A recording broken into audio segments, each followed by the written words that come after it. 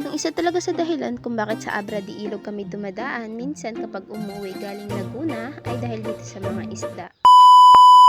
Hi everyone, it's me, Graciana.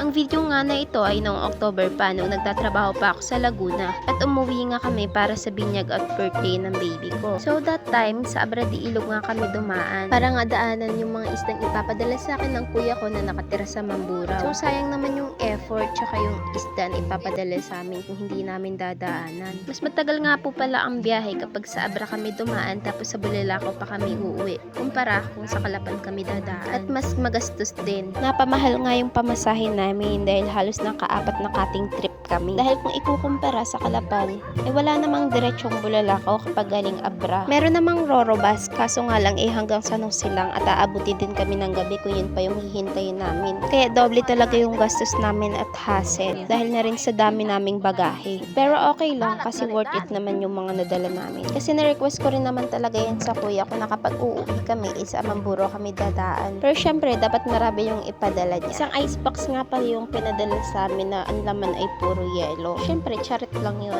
Request ko nga pala na sana ay damihan ng pigit o kung tawagin dito sa amin ay pakol. Kasi masarap nga yun kapag inihaw tapos sausaw sa toyo na may kalamansi na sobrang daming sili. Meron ding mga pinadalang salmon tsaka mga isda na binalatan na hindi ko na alam kung anong tawag. Meron ding isang Tupperware na isda na biniak na sa gitna para pambislan. Meron ding isang Tupperware na puno ng pinangat. Tapos meron ding isang karton na tuyong pisit at iba't ibang isda. Sakto nga din pala nung time na yan ay minahuli daw silang pating. So pinahintay na lang sa amin kasi papadalhan daw kami ng luto dahil favorite daw yun ni Papa. O diba, napaka-thoughtful naman ng ate ng hipag ko. Dahil thoughtful nga din pala yung hipag, inisan niya na rin pala yung mga isda, nalsa niya ng bituka para daw hindi mga amoy sa biyahe. So yun lamang po.